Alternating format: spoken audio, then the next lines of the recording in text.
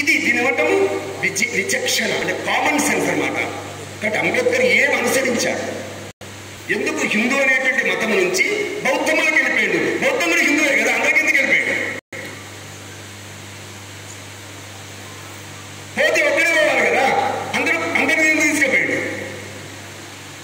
అంబేద్కర్ చెప్పాడు, నేను ఒక్కనైతే పోకపోయేవాడిని, నేను ఒక్కరినైతే అసలు నేను హిందూ మతం పుచ్చుకునేవాడిని కాదు, అంటే హిందూ మతం బౌద్ధం పుచ్చుకునేవాడిని కాదు, నేను కావాలనే తీసుకుపోయాను అందరినీ.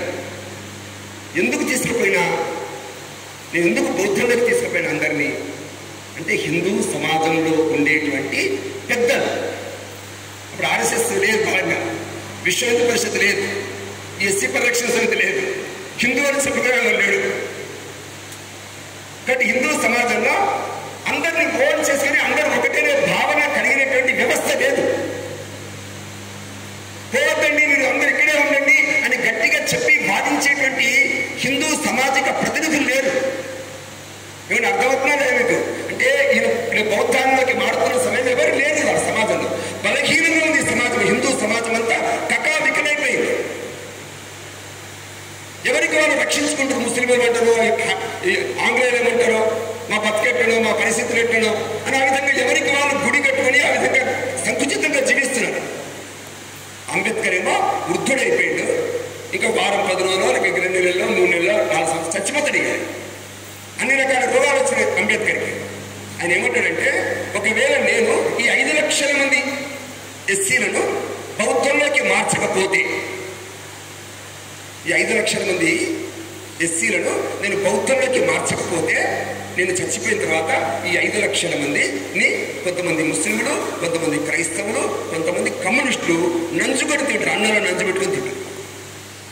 ఎవరి దేశానికి స్వాతంత్రం వచ్చిన తర్వాత ఇవాళ దళితుల్ని ఏ విధంగా బానిసలుగా, రాజకీయ బానిసలుగా ఎట్లయితే ఉపయోగించుకుంటారో చూస్తేనేమో మనం.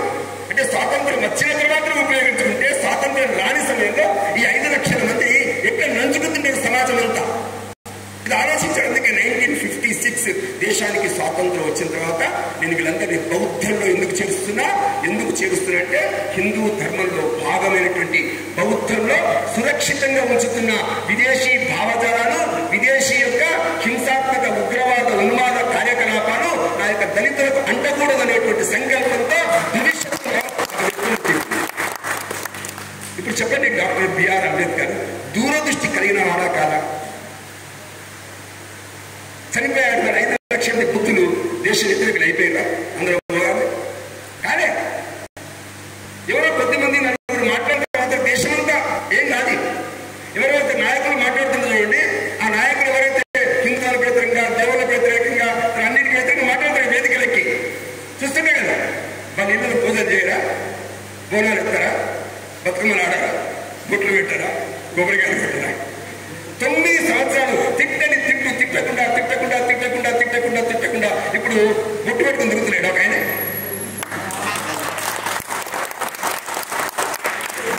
మీరు గుర్తుపెట్టుకోండి, భారతదేశము అమరమైనది, సజీవమైనది. దీన్ని ఎవరు ధ్వంసము చేయలేరు, నాశనము చేయలేరు. ఈ దేశంలో 14 కోట్ల మంది గుర్తుపెట్టుకోవాలి. ఆ రోజు 14 కోట్ల మంది సమాజంలో, ఎస్సీ సమాజంలో ఇంట్లో ఉండేటువంటి ఒక గూడులో ఒక చిన్న కలశం పెట్టుకుని, దానిపైన కొబ్బరికాయ పెట్టుకుని, పైన గోడకి వాళ్ళ యొక్క గృహదేవత, గ్రామదేవత పేరు రాసుకొని ప్రతి సంవత్సరం పూజలు చేసి, పురస్కారాలు చేసి, అమాయకంగా భగవంతుని ప్రార్థించేటువంటి ఈ జనం ఉన్నంత వరకు, సమాజంలో ఉండేటవారంతా ఈ భగవంతుడితో, మనుషులతో సత్సంబంధాలు పెట్టుకునేటువంటి జనం ఉన్నంత వరకు ఈ దేశాన్ని ఎవరు ఏమి చేయరు. కాబట్టి ఎవరైతే మాట్లాడుతున్న వాళ్ళు ఉన్నారో ఆ మాట్లాడుతున్న వాళ్ళకి ఈ దేశంలో ప్రాథమికంగా ఉండేటువంటి మనుషుల యొక్క స్వభావాలు తెలియవు.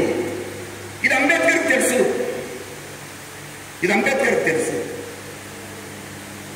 అయితే దురదృష్టం ఏంటంటే, ఈ అంటరానితనము, ఈ కుల వ్యవస్థ, అసమానతలు ఎప్పుడు వచ్చాయి? ఎవరు పరిశోధన చేయలే. కానీ డాక్టర్ అంబేద్కర్ పరిశోధనలు ప్రారంభించాడు, చదివాడు. ఆయన చెప్పాడు 1600 సంవత్సరాల నుంచి ఈ అసమానతలు ప్రారంభమైనాయి. 1600 సంవత్సరాల నుంచి అంటే ఆంగ్లేయులు 250, 850 ముస్లింలు. అంతకంటే ముందు కూడా 500 సంవత్సరాల సమయంలో నెమ్మదిగా ఈ దేశంలో అసమానతలు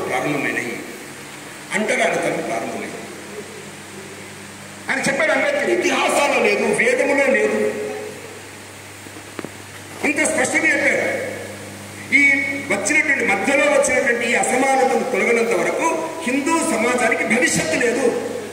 వారు చెప్పారు హిందూ సమాజం భవిష్యత్తు లేదు. ఇంకేమన్నా అసలు హిందూ సమాజము బ్రతికి బట్ట కట్టాలంటే, హిందూ సమాజము బ్రతికి బట్ట కట్టాలంటే ఈ దేశంలో కశ్మీర్ నుంచి కన్యాకుమారి వరకు హిందువులందరికీ ఒకే రకమైన సంహిత, ఒక విధానం ఉండి ఆ విధంగా నడిపించేటువంటి వ్యవస్థ ఉన్నప్పుడు మాత్రమే ఈ దేశానికి భవిష్యత్తు ఉంటుంది. నేను ఇక్కడ ఏమంటున్నానంటే, ఇస్లాంలో భేదాలు లేవా? షియాలు, సున్నీలు, ఫకీర్లు ఉండరా? షేకులు, పఠాన్లు, ఫకీర్ల అమ్మాయిలు పెళ్లి చేసుకుంటారా? ఏమండి? క్రైస్తవులకు మారినటువంటి వాళ్ళంతా ఏమంటే కులాల వారిగా చర్చలు లేవా? కులాల వారిగా వాళ్ళు కూడా అట్లా చేసుకుంటారా లేదా? ఏమంటే క్రైస్తవుల్లో అసమానతలు ఉన్నాయి, ఇస్లాంలో అసమానతలు ఉన్నాయి. డాక్టర్ బిఆర్ అంబేద్కర్ ఇస్లాంలోని అసమానతల్ని, క్రైస్తవుల అసమానతల గురించి ఎందుకు మాట్లాడలే? హిందువులలో ఉండే అసమానతల గురించి ఎందుకు మాట్లాడండి? హిందువులలో ఉండే అసమానతలు మాట్లాడుతూ ముందు మాట్లాడండి. క్రైస్తవులకి మారి మాట్లాడలే, ఇస్లాంలోకి మారి మాట్లాడలే, కమ్యూనిస్ట్ మారి మాట్లాడలే, ఉండి మాట్లాడిండు. 1925లో చెరువు ఉద్యమం జరిగితే ఆ నీళ్లు తాగకూడదు, ఊర్లో ఉండేవాళ్ళు అంటరాని వాళ్ళు అని చెప్పేసి ఎస్సీలను బహిష్కరిస్తే వెళ్ళి ధర్నా చేశాడు, సత్యాగ్రహం చేశాడు. అక్కడ ఉండేటువంటి వాళ్ళతో ఘర్షణ జరిగింది, కొట్టాడు అంబేద్కర్ని. ఆయన దెబ్బలు తిన్నాడు, కానీ హింసకు పాల్పడలే. 1931లో నాసిక్లో శ్రీరామ మందిరం, కాలార మందిరంలోకి లోపల అడుగుపెట్టని వెళ్ళే పూజారులు సత్యాగ్రహం చేశాడు 2 రోజుల పాటు. కానీ కొడవలు పట్టుకుని, కత్తులు పట్టుకుని యుద్ధం చేయలే. నేను ఎందుకు ఈ మాట చెప్తున్నా అంటే, మనం అప్పుడప్పుడు చెప్తారు గాంధీజీ చాలా శాంతి దూత అండి, అహింస అంటాడండి అంటారు కదా. నేను ఏమంటే ఈ దేశంలో అంతకంటే ఎక్కువ శాంతి దూతై భారత రాజ్యాంగంలో ఈ దేశంలో ఉండేటువంటి కోట్లాది మంది అట్టడుగు అణగారిన వర్గాల యొక్క సామాజిక న్యాయాన్ని ఇచ్చినటువంటి డాక్టర్ బిఆర్ అంబేద్కర్. ఎవరి మీద దాడి చేయలే, తిట్టలే, వెక్కిరించలే, ఎగతాళి చేయలే, హిందుత్వం మీద దాడి చేయలే, దేశం యొక్క విభజన కోరుకోలే, విచ్ఛిన్నతను కోరుకోలే. నేను ఎందుకు మాట చెప్తున్నానంటే, కుటుంబంలో కొడుకు, పెద్ద కొడుకో చిన్న కొడుకో కొన్ని అంటాడు, ఎప్పుడు వానికైనా, ఎప్పుడు దీనికైనా, నాకు ఇచ్చిలేదా, వాళ్ళకి ఇచ్చిలేదా అని మాట్లాడాడు అనుకోండి. అని ఆ కుటుంబంలో ఆ కొడుకు విద్రోహ ఇంట్లో ఉండే సమస్యల గురించి మాట్లాడే హక్కు కొడుకుండదా, బిడ్డకుండదా? అలాగే భారతదేశంలో పుట్టినటువంటి భారతీయ పౌరుడు అంబేద్కర్ ఉండరా? ఈ హిందూ సమాజంలో పుట్టినందుకు ఇందులో ఉండే సమస్యల గురించి మాట్లాడొద్దా? ఆవేశపడొద్దా? ఆవేదన పడొద్దా? ఆక్రోశంతో వెలుగొద్దా? అవే పనులు చేశాడు. కానీ హిందూ సమాజం ధ్వంసం కావాలని కోరుకోలే. హిందూ సమాజం బాగుపడాలంటే ఏం చేయాలో చెప్పాడండి. ఏమిటి? ఇస్లాం బాగుపడాలంటే చెప్పొచ్చు కదండి, క్రైస్తవం బాగుపడాలి చెప్పొచ్చు కదండి. అని ఇస్లాంకి ప్రతినిధి కాదు, క్రైస్తవానికి ప్రతినిధి కాదు, హిందూ సమాజానికి ప్రతినిధి డాక్టర్ బిఆర్ అంబేద్కర్. అతను హిందూ సమాజం ప్రతినిధి కాబట్టి చెప్పిండు. మన తమ్ముడు, మన అన్న, మన పెద్దనాన్న, అతని వారసులు మనం. కానీ ఆ రోజులో అతను చెప్పాల్సి వచ్చింది, చెప్పిండు. ఒకటి డాక్టర్ బిఆర్ అంబేద్కర్ అంటుంటాడు కదా, చదువుకుంటే బాగా అసమానతలు పోతే అంటుంటాడు కదా. అని బాగా చదువుకున్నాడు, డిగ్రీలు సంపాదించాడు. కానీ తను కూర్చున్నటువంటి ఆఫీసులో, తనకు ఆఫీసర్ అయిన తర్వాత కూడా ప్యూన్ ఉన్నాడు. ప్యూను ఫైల్ తీసుకున్నాడు చేతికి. నేను ఆఫీసర్ కదా, ఫైల్ తీసుకున్నాడే, తీసుకోండి అక్కడ వేసి సార్, అక్కడ వేసి తీసుకోపోతా సార్ అంటే. చదువుకున్నవాడు కదా, చదువుకున్నవాడు తర్వాత కూడా మరి సామాజికమైనటువంటి అసమానతలు ఎందుకున్నాయి సమాజంలో? ఇప్పుడు కూర్చున్నటువంటి వాళ్ళందరము ఎస్సీలము, అందరం ఎస్సీలే. మనం ఒక గుడికి వెళ్ళి, దేవాలయంలో గుడికి వెళ్తే ఆ దేవాలయంలో ధర్మకర్తను, ఆ దేవాలయ అధ్యక్షుడు ఇట్లా కింద నుంచి పేదాలు వేసి, ఎవరన్నా ఈయన మన హరిజన బస్తీ నుంచి నర్సయ్య కొడుకేనా ఇటు వచ్చిండ్రా? ఏమండి, ఏమనిపిస్తే చెప్పండి. మనందరం ఎస్సీలని.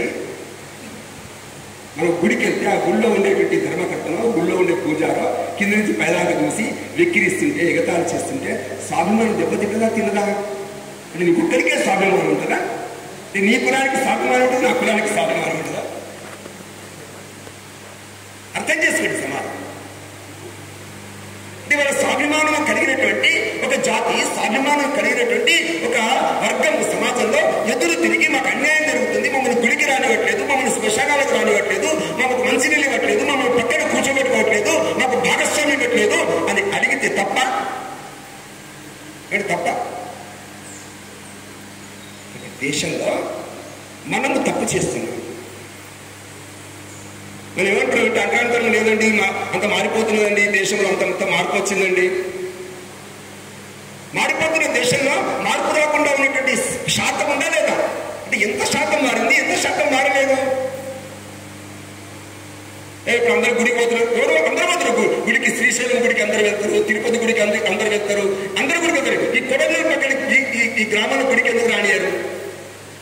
కానీ నా ప్రశ్న ఏంటంటే, సార్ నేను తిరుపతి గుడికి వెళ్తా, ధర్మపురి గుడికి వెళ్తా, వెంగళూరు గుడికి వెళ్తా, కానీ మా ఊళ్ళో రానియారు సార్. దీని సమాధానం దగ్గర ఉందా అంటున్నా. నేను ఎక్కడికి తీసుకెళ్ళి మరి ఇక్కడ తీసుకెళ్ళా ఊర్లో. ఇక్కడికి దేశంలో ఇంకా గ్రామాల్లో ఎక్కడో చోట వివక్షతలు ఉన్నాయి. ఇది వివక్షతలు ఉన్నాయి కాబట్టి మైకు పట్టుకొని హిందూ సమాజం మాట్లాడింది, హిందూ సమాజం మాట్లాడింది, ఆర్ఎస్ఎస్ మాట్లాడింది, బీజేపీ తిట్టడానికి కాదు మనం చెప్పేది, దాన్ని పరిష్కరించడం. కానీ ఇక్కడ కూర్చున్నటువంటి వాళ్ళందరం ఈ సమాజంలో డాక్టర్ బిఆర్ అంబేద్కర్ ఆ రోజున రాజ్యాంగము రాసి ఉండకపోతే, రాజ్యాంగము ప్రకారం దేశంలో ఉండే లక్షలాది మందికి నాయకత్వం వహించకపోతే, ఆ రోజున దేశంలో డాక్టర్ బిఆర్ అంబేద్కర్ కాకుండా ఈ రోజు కనిపించేటువంటి నాయకులు ఉన్నారే, వీళ్ళే ఆ రోజు నాయకులైతే, కంచేరి నాయకుడైతే, మీరు చెప్పారు ప్రవీణ్ కుమార్ ఆయనే అప్పుడే నాయకుడు అయిపోతే. అంటే మీరు ఊహించుకోండి, ఆ స్థానం ఊహించుకోండి. అంటే ఎటువంటి స్థానాన్ని లో ఉండి సమాజానికి మార్గదర్శనం చేశాడు doctor BR Ambedkar. Doctor BR Ambedkar అడుగు జాడల్లో ఎస్సీని కాదు నడవాల్సింది, మిగతా వర్ణాలు వర్గాలు అందరూ నడవాలి, అందరూ నడవాలి. డాక్టర్ బిఆర్ అంబేద్కర్ 1925లో అతను ఆ చెరువు ఉద్యమంలో, అంటే చెరువులో నీళ్లు తాగడం కోసం వెళ్తుంటే ఆ ఊర్లో ఉండే వ్యక్తి ఉత్తరం రాశాడు అంబేద్కర్కి. ఏమని? నీ వెనుక అందరు బాపనోళ్ళు వస్తున్నారు, నీ వెనుక అగ్రవర్ణాలు వస్తున్నారు, అక్కడ రావడానికి వీల్లేదు, నీ వెనుక ఎస్సీలే రావాలి, ఎవరు రావద్దు అని రాశాడు ఆయన. ఎవరు ఊర్లో దరిద్రలేదు. డాక్టర్ బిఆర్ అంబేద్కర్ ఏమైనా తెలుసురా, నేను వ్యక్తులకు వ్యతిరేకం కాదు, నేను కులాలకు వ్యతిరేకం కాదు, నేను వ్యవస్థకు వ్యతిరేకం. అంటరానితనము అనేటువంటిది ఉన్నది అని భావించేటువంటి మానసికమైన జాడ్యము, మానసికమైన రోగము, మానసికమైన వికృతి దోషాలు కలిగినటువంటి వ్యవస్థ ఉందే, దానికి నేను వ్యతిరేకం. కాబట్టి నా వెనుక వస్తున్నటువంటి బ్రాహ్మణే, రెడ్లే, సవర్ణులే, కానీ వాళ్ళ మనసులు అన్నీ పోయినాయి కాబట్టి వెంట తీసుకొస్తున్నా. నేను కులాలకు వ్యతిరేకం కాదు, నా యొక్క భావాలకి అందరూ కూడా ఆమోదించి అట్లా వస్తున్నారు. అట్లా అన్ని వర్గాలను వెంట పెట్టుకుని ఉద్యమం నడిపినటువంటి వ్యక్తి, సమానత్వాన్ని కోరిన వ్యక్తి డాక్టర్ బిఆర్.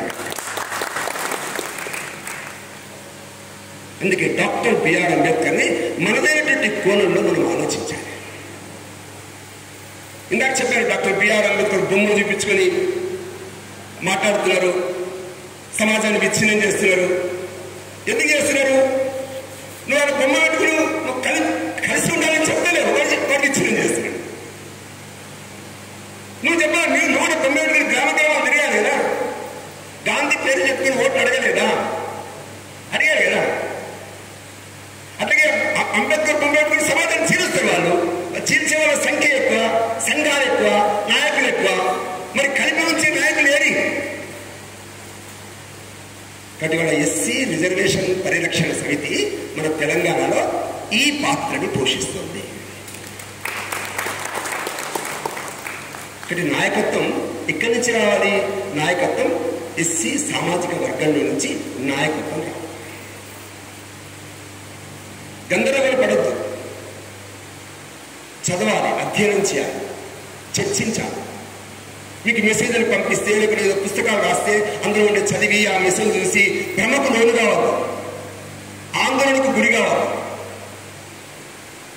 ఇప్పుడున్నటువంటి ఎవరైతే అంటరాడానికి గురై, ఇప్పుడు ఎవరైతే అసమానతలకు గురై, ఇప్పుడు ఎవరికి వివక్షతకు గురవుతున్నటువంటి వ్యక్తులు ఎవరైనా కనిపిస్తున్నారు అక్కడక్కడ, వీళ్ళంతా అంబేద్కర్ కంటే గొప్పగా అవమానాలకు గురయ్యారా? వీళ్ళు కాదే. చిన్నప్పుడు బడిలో చదువుకున్నప్పటి నుంచి మొదలుకొని, బండి ఎక్కినప్పటి నుంచి మొదలుకొని, ఆఫీసులో పైన దగ్గర మొదలుకొని, ఇంట్లో కిరాయి ఉండే వారికి మొదలుకొని, ఏమంటే ఎప్పుడు అవమానాలే కదా అంబేద్కర్కి.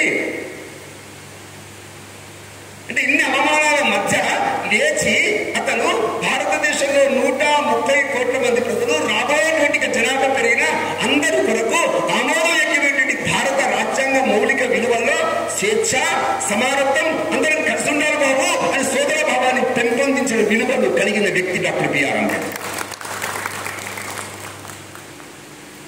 కాబట్టి అంబేద్కర్ని ఇవాళ సమాజంలోకి తీసుకెళ్ళాలి అంటే ఎలా తీసుకెళ్ళాలి అంటే, మా ఇంట్లో 3 కొడుకులు లేకుంటే 4 అక్క చెల్లెలు అందరూ సమానంగా ఉండరు. అందరి యొక్క మనసులో ఒకటే రకంగా దృఢంగా సంకల్పబద్ధంగా ఉండవు. అందరి విశ్వాసాలు ఒక రకంగా ఉండవు. శారీరకమైనటువంటి పద్ధతులు వేరుగుంటాయి. కొందరు మానసికంగా వికలాంగులు, కొందరు ఫిజికల్గా వికలాంగులు, కొందరు సమాజంలో మాట్లాడడానికి భయపడతారు, కొందరు మాట్లాడడానికి ఇష్టపడతాడు, అతను పరిగెత్తుతాడు, కొందరు పరిగెత్తలేడు. ఏమంటే 8 మంది పిల్లలు ఉంటే 8 మంది పిల్లల్లో కొందరు ముందుంటారు, కొందరు వెనుకుంటారు. ఇది మనసులో స్వభావాలు కదా. చెప్పండి, మీ ఇంట్లో ఉండే తల్లి ఎవరిని ప్రేమిస్తుంది? ఎవరి చేయి పట్టుకుని ముందుకు నడిపిస్తుంది? ఎవరైతే మానసిక వికలాంగుడో, ఎవరు ఫిజికల్ వికలాంగుడో, ఎవరికైతే సమాజంలో వెళ్ళడానికి సిగ్గుపడుతుంటారో, లజ్జపడుతుంటారో, అధైర్యపడుతుంటారో అమ్మ వాళ్ళనే ప్రేమిస్తుంది. అవునా కదా?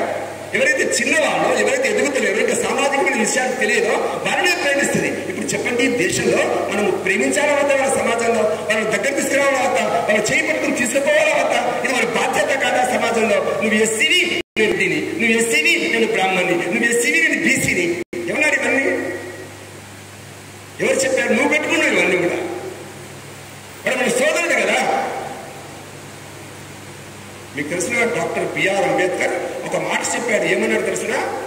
ప్రపంచంలో ఏ మతములో లేనటువంటి ఉన్నతమైన, ఉదాత్తమైన, ఉత్తమమైనటువంటి, ఆదర్శమైనటువంటి సిద్ధాంతం ఒకటి ఉంది. నేను చెప్పలేదు, అంబేద్కర్ చెప్పాడు. ఏంటది ఉత్తమమైనటువంటి సిద్ధాంతం? మన ధర్మంలో, మన మతంలో ఏమున్నది అంటే, ఈ సృష్టిలో ప్రతి చోట భగవంతుడు ఉన్నాడు, అందరిలో భగవంతుడు ఉన్నాడు. ఏమంటే ఎంత గొప్పదండి ఇది? మీరు చెప్పండి, క్రైస్తవులు అడగండి, ఎక్కడున్నాడు యెహోవా అంటే పరలోకములో ఓ ప్రభువా. మీరు ఇస్లాంని అడగండి, 5వ ఆకాశంలో. మీరు ప్రపంచం అన్ని మతాలు అడగండి, భగవంతుడు ఎక్కడున్నారో ఒకే ఒక మతము మాత్రమే రాయిలో, రప్పలో, చెట్టులో, పూటలో, గంగలో, నదిలో, నీటిలో అన్నింటిలో భగవంతుని చూసింది. డాక్టర్ బిఆర్ అంబేద్కర్ ఇంత ఉదాత్తమైనటువంటి మతం నేను ప్రపంచం ఎక్కడ చూడలేదు. అసలు హిందూ మతం చదువుతుంటే ఆనందం అనిపిస్తుంటది, కానీ బాధకరం అనిపిస్తుంది. అసలు అందరిలో భగవంతుడు ఉన్న తర్వాత మరి ఎస్సీలను దూరం ఎందుకు పెడుతున్నారు? ప్రశ్న అదే. నీకు అర్థమైందా అండి? నీ మతంలో గొప్పతనం చాలా ఉంది. రాముడు, నీకు తెలిసిన ఒక చిన్న పాప వాళ్ళ నాన్న చెప్పాడు, పాప పాప రామ రామ అంటే రాముడు వస్తాడమ్మా అంటే రామ రామ అని రాముడు వస్తలేడు. 20 ఏళ్ళు వచ్చినాయి, పెళ్లి చేసుకోవడం, పెళ్లి చేసుకోవడం, నేను చేసుకోవడం, రాముడు వచ్చేదాకా అనేది 33, 43, 63, 73, 93 ఏళ్ళ వయసు ఇచ్చింది. రామ రామ అంటే కొండ కోరలు, అడవులు ప్రతిధ్వనిస్తున్నాయి. రాముడు వచ్చాడు, ఎంగిలి రేగు పళ్ళు తిని శబరిని ఆహ్వానించాడు. ఏమంటే శబరి ఎంగిలి రేగు పళ్ళు తిని నీ క్యాస్ట్ ఏంటి అని అడిగిందా? అంటే ఈ దేశంలో క్యాస్ట్ గురించి నువ్వు మాట్లాడుతుంటే మా తాత ఇక్కడ అంటాడండి, మా అమ్మ వారికి అంటారండి అని మీ తాతల పూర్వీకులు, వీళ్ళేమి తాత పూర్వీకులు కాదు. మీకంటే ముందు 18 లక్షల సంవత్సరాల క్రితం భూమి మీద నడిచినటువంటి ఏ రాముడు నడే అతను మన తాత కాదా? మరి ఆ తాతనే పాటించని కులాన్ని నువ్వెందుకు పాటిస్తున్నావు? ఈ మాత్రం కామన్ సెన్స్ ఎందుకు లేదు మనకి? ఒక ఊరికి వెళ్తే అందరూ గుడికి వెళ్తున్నారు, కానీ కొన్ని వర్గాలు చెట్టు కింద కొబ్బరికాయ కొడుతున్నాయి.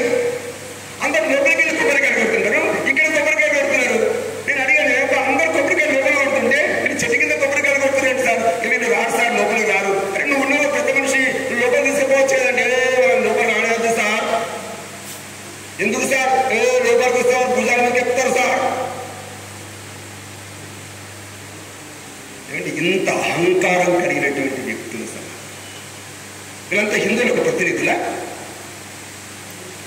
ఉండేటువంటి దేవుడికి భక్తులు అవిలేవన్నా గుడి యజమాని గుడి పెద్దలు ఉన్నారు. అర్థమవుతున్నారు సమాజంలో అంటే ఏ రకంగా సమాజంలో జీవిస్తున్నాం. ఒక హిందూ అనేటువంటి భావనతో కాకుండా కులమైనటువంటి అహంకారంతో ఎంత నాది నా పెత్తనం అనేటువంటి అహంభావంతో మనము జీవిస్తున్న కారణంగా ఇవాళ వర్గాలుగా సమాజం విడిపోతే క్రైస్తవులు వికరిస్తున్నారు, ఇస్లాం వికరిస్తున్నది, కమ్యూనిస్టులు వికరిస్తున్నారు. ఈ సమాజాన్ని పీల్చుకుంటున్న సమాజంలో నువ్వు ఉండవు అంతే. పాకిస్తాన్ లో ఒకప్పుడు అన్ని కులాలు ఉండేవి కదా, బీసీలు కూడా ఉండేవాళ్ళు కదా. ఏడువైపు బీసీలు ఎటువైపు మరే నీకు గమనించి ఎస్సీలు మిగిలిన కొంతమంది బీసీ లేరు ఓసీ లేరు. అక్కడ బంగ్లాదేశ్ బీసీ లేరు ఓసీ లేరు, చంపబడ్డారు. ఇంకా మిగిలిన వాళ్ళు ఎస్సీలు మిగిలిండ్రు. ఎందుకోసము ధైర్యంతో నిలబడి ధర్మాన్ని కాపాడుకుంటూ మిగిలి. గుర్తుపెట్టుకోండి, పాకిస్తాన్ లో బంగ్లాదేశ్ ధైర్యంగా కమిట్మెంట్తో నిలబడ్డారండి వాళ్ళ సమాజంలో ఎస్సీలు. మీకు అర్థమవుతుందా? సమాజంలో కలిసి కట్టుగా సమాజాన్ని నిలబడి ధర్మాన్ని నిలబెట్టాలనే సంకల్ప బద్ధం కలిగినటువంటి జాతి ఎస్సీ జాతి అంటే అర్థమైందా? వాళ్ళకి వాళ్ళ సమాచారం అందించుతూ పాటు నేతృత్వం కలిగించి అన్నింటిలో భాగస్వామ్యం కల్పించాల్సిన బాధ్యత మనది, అన్నదానం మనది. వాళ్ళు వేరు కాదు, వాళ్ళు మనవాళ్ళే. ఈ భావన కావడం కోసం డాక్టర్ బిఆర్ అంబేద్కర్ సామాజిక ఆర్థిక అవకాశాలు రాజ్యాంగంలో ఇచ్చాడు. లేదండి నేను ఇట్లనే ఉంటా, ఉండు. నీ కొడంగల్ చుట్టుపక్కల గ్రామాలు ఉంటే ఏంది, లేకపోతే దేశం ఏమైనా అయిపోతుందా? పాకిస్తాన్ విడిపోయినంత మాత్రం దేశానికి అయిందా? లక్షల మంది చచ్చిపోతే అయిందా? కొడంగల్ చుట్టుపక్కల ఇట్లే ఉంటే ఇట్లా ఉండుకోండి మీరు ఎవరొకరు. కానీ దేశం మారుతుంది, గుర్తుపెట్టుకోండి. రాబోయే శతాబ్దం హిందూ శతాబ్దం. అసమానతలు లేనటువంటి ఇవన్నీ అందరినీ ఆలింగనం చేసుకునేటువంటి ఒక వ్యవస్థ వైపు దేశం నడుస్తుంది. సంఘము యొక్క వివిధ క్షేత్రాలు అలాగే వివిధ భాగాల్లో హిందుత్వాన్ని ఆధారం చేసుకుని ఈ కుల అసమానతలని అతీతంగా మేము హిందువులు అని చెప్పేసి విధంగా ప్రతిధ్వనించి నడిచేటువంటి ఒక యువజన చైతన్యం దేశంలో వస్తుంది. లేదంటే మేము ఇట్లనే ఉంటే మీరు ఇట్లా ఉండండి, ఎవరికన్నా మీరు ఉండాలి కూడా దేశం పోతుంది ముందుకి. కాబట్టి ముందుకు పోతున్న దేశాన్ని చూసి కానీ మేము భాగస్వామ్యం కావాలి, మా కొడంగల్ కలుపుకోవాలని మీరు అనుకుంటున్నా? మేము కొడంగల్కి ఇట్లే ఉంటాం, మీరు గట్లే ఉండండి, నువ్వు ఇట్లే ఉండండి, మీరు అట్లే ఉంటాయి. ఏముంది? దేశం రాబోయే రోజుల్లో ఒక విశ్వరూపాన్ని ప్రపంచంలో ప్రదర్శించబోతున్నారు. అందుకే దేశంలో వైవిధ్యాలు ఎక్కువ, కులాలు ఎక్కువ, ఆచారాలు ఎక్కువ, సంప్రదాయాలు ఎక్కువ. వైవిధ్యాలు ఎన్నున్నా ఏమండి, వైవిధ్యాలు ఎన్నున్నా వైరుధ్యాలు, కొట్లాటలు, సంఘర్షణ లేని సౌందర్య దేశం నా భారతదేశం. నా దేశం సౌందర్య దేశం ఇది. కానీ ఈ సౌందర్యమైన భారతదేశం కోసం మనము పనిచేయాలి. ఆ రోజున అంబేద్కర్ 100% దేశంలో వివక్షత ఉంది. ఆ రోజున 100%. ఆ రోజున 100% దేశంలో అసమానతలు ఉన్నాయి. అటువంటి కాలంలో అంబేద్కర్ పనిచేశాడు. ఈ రోజున 100% లేకపోవచ్చు, 50% ఉండొచ్చు, 40% ఉండొచ్చు. ఈ సమయంలో అంబేద్కర్ యొక్క అడుగుజాడల్లో నడవడం అంటే అర్థం ఏంటి? ఏ 50% ఇంకా సమాజంలో అసమానతలు ఉన్నాయో, ఎక్కడ అంతరానితనం ఉందో దాన్ని తొలగించేటువంటి కృషి ఉందే, ఆ కృషి చేయటమే ఈ దేశంలో అంబేద్కర్ యొక్క అడుగుజాడలు. దేవాలయం ఉంది, దేవాలయంలో 10 మంది ధర్మకర్తలు ఉంటారు. ఎస్సీలు ఉన్నారు అందరూ. మీరు గమ్మత్తులండి, ఎస్సీలు ఉన్నారు. మనం మేమవుతుంది ఏమైనా మీ గుడికి అందరూ వస్తున్నాయి, అందరూ వస్తారు సార్. మేము ఎవరిని కూడా మేము రావద్దని ఎవరు అడగం సార్. మా గుడికి మేము ఎవరిని రావద్దాం సార్, అందరూ రావచ్చు. కానీ నిజంగా ఎవరు వస్తారు? దానికి మేమేం చేస్తాం సార్? మేమేం చేస్తాం సార్? అందరైతే రావచ్చు సార్. ఏంటిది? మేమైతే ఎవరైనా రమ్మను, రావద్దన్నా ఉత్తర చూస్తుంటాం. వీడు ఎవరు వెంకటయ్య కొడుకైనా నర్సరీ కొడుతున్నట్టున్నాడు కదా, కింద నుంచి పేదానికి చూస్తాం అంతే. ఎవరు రాడి అక్కడి నుంచి. ఇది పరిస్థితి గ్రామాల్లో ఉందా లేదా చెప్పండి మీరు ఒకసారి. నేను ఒక గ్రామం 2 గ్రామాల గురించి మాట్లాడడం లేదు, మంచి గ్రామాల గురించి. కొన్ని గ్రామాలు ఇటువంటి వివక్షత ఉందా లేదా సమాజంలో? ఇంకొక చెట్టు ఎట్లుంది? రానివ్వడానికి సిద్ధంగా రమ్మని అంటున్నారు వాళ్ళు. రమ్మని పిలుస్తున్నా పోవట్లేదు. ఒకసారిగా మేము ఏమో ఇంతకుముందు వచ్చిన గుడికి పోతే మా ఇంట్లో ఒకటి చచ్చిపోయారు సార్, మళ్ళీ ఏమైనా అవుతుందేమో సార్, మళ్ళీ అందరికీ గుడి మెట్లు ఎక్కితే ఏమైనా అవుతుందేమో సార్, వద్దు సార్, మేము వద్దు సార్ అంటే ఇన్ఫీరియారిటీ కాంప్లెక్స్. ఒక పక్కన ఆత్మ న్యూనత, ఇంకొక పక్కన సుపీరియారిటీ కాంప్లెక్స్, నాదే పెత్తనం అనేటువంటి కాంప్లెక్స్. ఈ రెండింటి మధ్య హిందూ సమాజము కొట్టుమిట్టాడుతుంది. ఎవరు తొలగించారండి? నరేంద్ర మోడీ వచ్చారు కదా సార్, ఇక ప్రధానమంత్రి ఆయన చేస్తుంది సార్, ఇక ఆయన తొలగించాడు సార్.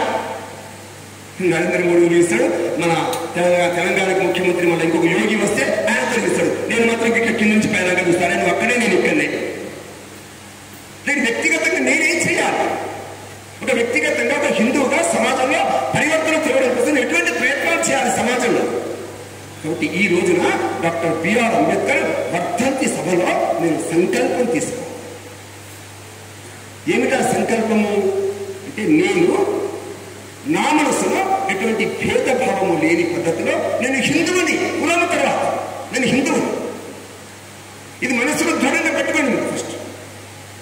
రెండవది, నేను పాల్గొనేటువంటి పండుగలు, ఉత్సవాలు, కార్యక్రమాలు, విందులు, వినోదాలు నేను ఒక్కనే వెళ్ళకూడదు. ఈ సమాజంలో నా తోటి సోదరులు, మన సేమ్ కులస్తులు కాదు, మన సేమ్ కులస్తులతో వస్తుంది, వాళ్ళ రెడ్డి రావురాలే బ్రాహ్మణ వేసిన తిరుగుతున్నారు, మన మానమాలని మాది. ఇది కాదు, ఈ సమస్త హిందూ సమాజంలో ఫ్రెండ్షిప్ చేసి అందరిని ఇక్కడ తీసుకుపోతుంది. అలాగే ఏ దేవాలయం నేను నిర్వహిస్తున్నా ఆ దేవాలయంలో ఒకరి అధ్యక్షులు, ఒకరి కార్యదర్శులు, ఇంకెవరో ధర్మకర్తలు పెడితే అందులో ఎస్సీలను భాగస్వామ్యం చేయకూడదు. ఏదైనా ఎస్సీ బస్తీలో అన్నదానం చేశారు, అందరు కలిసి భోజనం చేయాలనుకున్నారు, పోయి అక్కడికి మనం అందరితో కలిసి భోజనం, పైసలు ఇచ్చి కాదు, అరే మీరు అన్నదానం చేసుకోండి, పైసలు ఇస్తున్నా, ఇక అందరూ ఒకటేరా, అందరూ ఒక పైసలు ఇచ్చిన బాగా కొంచెం అందరితో కలిసి భోజనం చేయొచ్చా? మీరు అర్థం చేసుకోండి సమాజం. కానీ మానసిక నోటి మాట్లాడడం కాదు సమాజంలో. నేను ఒక ఊరికి వెళ్ళాను, ఆ సర్పంచ్ ఊళ్ళో అందరూ కులాలను పిలుచుకున్నాడు, కూర్చొని గ్రామ పంచాయతీలో కూర్చోబెట్టి, సార్ మా ఊళ్ళో అందరూ కలిసి ఉంటారు సార్ అని ఒక 10 నిమిషాలు మంచి ఉపన్యాసం ఇచ్చాడు. అందరూ చప్పట్లు పట్టారు, అవును సార్ అవును సార్ అవును సార్ అని అందరూ అన్నారు. అన్న తర్వాత నేను అదే పని ఉంది, చిన్న గ్రామం, అసలు మనం ఎప్పుడు ఈ గ్రామానికి రాలేదు, మొట్టమొదటిసారి గ్రామానికి వచ్చాం, ఇక్కడ చాలా బాగుంది అనుకుని బయటకు వచ్చాడు. బయటకు వస్తే ఒక పిల్లవాడు నవ్వుతున్నాడు, నవ్వి ఏదో కామెడీ చేశాడు. కామెడీ చేయగానే నేను అడిగిన, ఇది ఎవరు అని అడిగిన, నేను శ్రీనివాస్ సార్, ఈ ఎస్సీ బస్సులో ఉంటాడు అని. అతను పిలిచి ఏం శ్రీనివాసు ఎందుకని నవ్వినామని, ఇందాక మా సర్పంచ్ చెప్పింది సార్, శంకరెడ్డి చెప్పింది సార్, అవును నాకు ఉత్తదే సార్.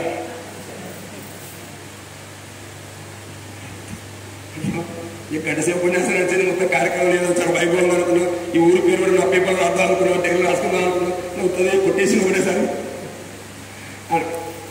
నా పక్కన ఒక రాజాగౌడ్ ఉండే, ఇంకొక వ్యక్తి ఉండే, ఇద్దరు బీసీలు, వీళ్ళు ముగ్గురు దోస్తులు, మళ్ళీ ఈ శ్రీనివాస అందరూ దోస్తులు. మరి సీను మీ ఇల్లు ఎక్కడ పెట్టి ఈ బస్సు ఏమంతా పోదాం అంటే పోదాం, అందరం పోయినా, ముగ్గురం పోయిన తర్వాత కూర్చుని మరి ఛాయ్ తాగుతాం, మరి పాలు తెస్తావా అని పాలు తెచ్చిగా ఇక కలుపుకోలో మాట్లాడుతున్న సీను. ఏమన్నా సార్ సీను సార్, ఈ అంజగౌడ వచ్చింది కదా సార్, మా దోస్తే సార్ ఫస్ట్ టైం వచ్చింది సార్ మా ఇంటికి. ఏం రాని అట్లాంటిదా, ఏమో మనం కలిసి తిరగలేదా, ఎన్నిసార్లు ఛాయ్ తాగలేదా, బయట మనం హోటల్లో ఛాయ్ తాగలేదు, మన ఇంట్లో తాగలేదు, ఎక్కడ అందరం ఛాయ్ తాగాం. బయటకు వచ్చిన తర్వాత ఆ అంజగౌడ అంటున్నమాట, సార్ మీకు వచ్చింది నైవేద్యం సార్. నిజంగా సార్ నాకు ఉంటుంది, పోవాలంటుంది, కానీ పోతావు అంజగౌడలో ఈ మధ్య గట్ట ఎస్సీలు వెళ్ళకపోతున్నాడు అని మా ఊళ్ళు అంటుంది, పోతున్నాడు సార్.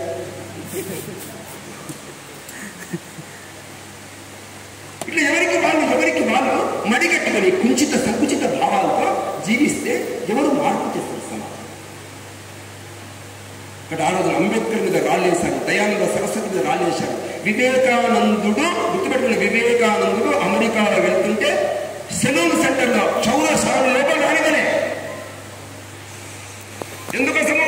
నల్లోడు, అదొక తెల్లవాళ్ళ రాజ్యం, నల్లవాడికి లోపల ప్రవేశం లేదు చౌరశాల అంటే ఆయనకి తప్పలేదు, నేను అదే అతనికే తప్పలేదు. అతను బయటికి లోపలికి రానివ్వకపోతే బయటికి వెళ్ళిపోతుంటే ఒక నల్లోడు చూసింది, ఒక నల్ల ఆయన, అదే నాకు ఎన్ని రోజులు ఈ స్వామి వివేకానంద సేమ్ నా క్యాస్ట్ అన్నట్టు అనుకోండి.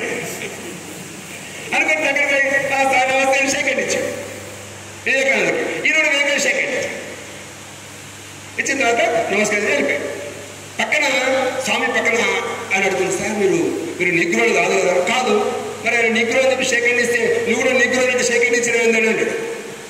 అప్పుడు స్వామి వివేకానంద ఏమన్నాడంటే, ఈ దేశంలో నిగ్రోలు చాలా చులకనగా చూడబడతారు దేశం. అట్లాంటి వ్యక్తి నన్ను చూసి గర్వంగా అరే మా వివేకానంద మనోడున్నాడు ఇక్కడ అని చెప్పి సెకండ్ ఇస్తే నేను కాదు అని చెప్పి ఎందుకు అతను తక్కువ చేయాలి? అతని మనస్సును ఉన్నతంగా చేయడం కోసం నేను సెకండ్ ఇచ్చింది.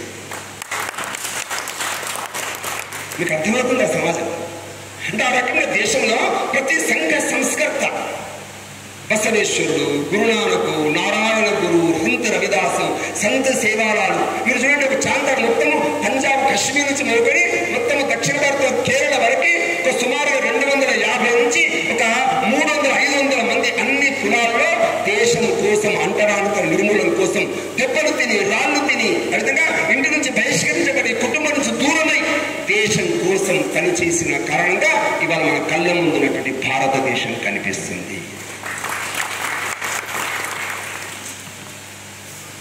కాబట్టి వాళ్ళందరం ఎందుకు వచ్చాం అంటే మనంతా సంత రవిదాసులు వెళ్ళిపోవాలి, గురునానకులు వెళ్ళిపోవాలి అని నేను కోరుకోవట్లేదు. మీరందరూ ఇల్లు వదిలిపెట్టి కుటుంబాలు వదిలిపెట్టి చేయాల్సిన అవసరం లేదు. కానీ మన ఇంటి నుంచి ప్రారంభమై మన బస్తీలో, మన ఏరియాలో, మన గ్రామాల్లో నెమ్మదిగా సమాజంలో మార్పు తేవడం కోసం అయితే కృషి జరగాలో ఆ జరగాల్సినటువంటి అవసరం ఇవాళ దేశంలో.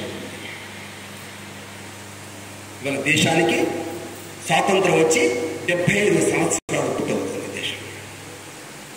ఇవాళ కేంద్ర ప్రభుత్వం ఏం చెప్పింది? దీనికి అమృతోత్సవాలను పేరు పెట్టింది. ఏంటి అమృతోత్సవాలు అంటే? దేశం కోసం, ఈ స్వాతంత్రం కోసం ఎంతమంది చచ్చిపోయారు, ఈ స్వేచ్ఛని మనకు ప్రసాదించడం కోసం ఎంతమంది గురికంబాలి, ఏ వర్గాల్లో ఎవరెవరున్నారు, అసలు వెతుకుతుంటే చాలా మంది దొరుకుతున్నారు. మనకు ఝాన్సీ లక్ష్మి తెలుసు, ఏమండి? ఝాన్సీ లక్ష్మి తెలుసు. కానీ ఝాన్సీ లక్ష్మిని కాపాడినటువంటి ఒక ఎస్సీ సామాజిక వర్గానికి చెందిన ఝాన్సీ కాదు, ఝాల్కరీ బాయి ఈ దేశంలో ఝాన్సీని రక్షించింది. ఆమె గురించి తెలియదు మనకి. ఝాల్కరీ బాయి అంటే ఈ దేశంలో ఎస్సీలు ఆంగ్లేయులకు అంటబాడిండ్రు, తర్వాత మిగతా వర్గాలంతా ఆంగ్లేయులతో పోరాడిదా కాదు సుమా. ఈ దేశంలో ఉండేటువంటి గిరిజనులు, హరిజనులు, ఈ దేశంలో ఉండేటువంటి పిల్లులు, కాశీలు, నాగాలు, ఈ దేశంలో భిన్నమైనటువంటి అట్టడుగు శోషణకు గురై వివిధ గ్రామాల్లో, చిరు గ్రామాల్లో జీవిస్తున్నటువంటి రైతులు 1857 1857లో ఆంగ్లేయులతో పోరాడి ఆంగ్లేయులను 50,000 మందిని చంపినటువంటి ఘనత కలిగినటువంటి సామ్రాజ్యం దేశంలో మనకి సైనికులు కలిగిస్తారు.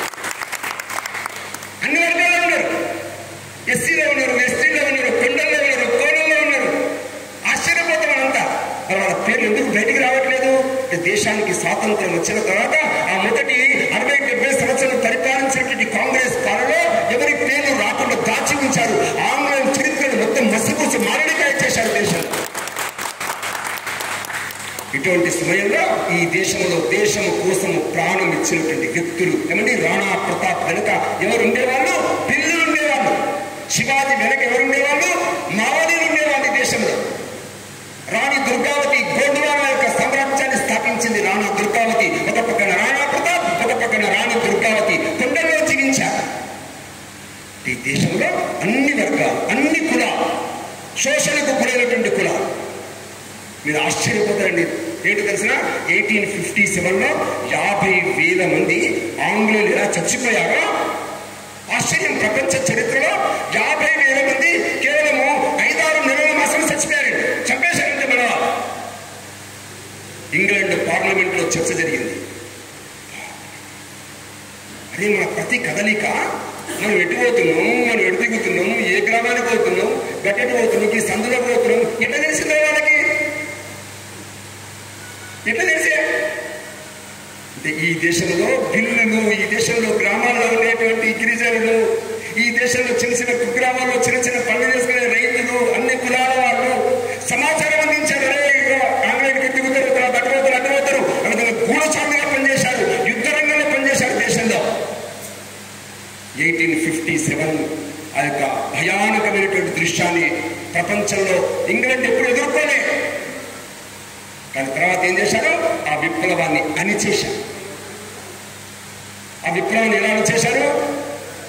అరే మనం ఎస్సీనమురా, ఇదేరా మన దేశం, ఇదే మనదిరా, మనం పుట్టినమురా, పీడకి ఈ రెడ్డి దగ్గరికి వచ్చిందా, ఈ పాపల దగ్గరికి వచ్చింది, మనదిరా దేశం. ఇది స్టార్ట్ అయింది. అరే ముందు అడవులు మనమురా, ఎస్టీనమురా, కివిలేరు, నగరాలు ఉండేవాళ్ళు తర్వాత వచ్చిందా. మీకు అర్థమవుతుందా? సమాజాన్ని చీల్చేశారు. Divide and rule. ఈ చీల్చినటువంటి కారణంగా మళ్ళీ పెత్తనం ప్రారంభమైంది 1857లో. అదే పద్ధతిలో కనుక దేశంలో యుద్ధము జరిగి దేశాన్ని కనుక నిలుపుకుంటే 1857లో మనకి స్వతంత్రం వచ్చేది. కానీ మనం చేసిన పొరపాటు కారణంగా, ఐక్యత లేని కారణంగా 90 సంవత్సరాలు ఆలస్యంగా దేశానికి స్వాతంత్రం వచ్చింది. మీకు తెలిసిన ఆంగ్లేయులు 1871 అంటే 1857లో చచ్చిపోయిన తర్వాత 1871లో కొత్త చట్టం తీసుకొచ్చారు. కొత్త చట్టం. ఏమిటా కొత్త చట్టం తెలుసా? ఏమిటా కొత్త చట్టం అంటే, మమ్మల్ని చంపడానికి, మా ఉద్యమాన్ని అణిచివేయడానికి, మాతో పోరాడడానికి ఎవరెవరైతే పనిచేసిన కులాలు ఉన్నాయో, కులాలు, జాతులు ఎవరున్నారో వాళ్ళందరూ లెక్క పెట్టారు. ఎంతమంది ఉన్నారు? అలాంటి 192 జాతుల్ని గుర్తుపెట్టారు. ఈ 192 జాతుల యొక్క సమాజం కారణంగా, గూఢచర్యం కారణంగా మేము చంపబడ్డాం. అలాంటి 192 జాతులని 1871లో క్రిమినల్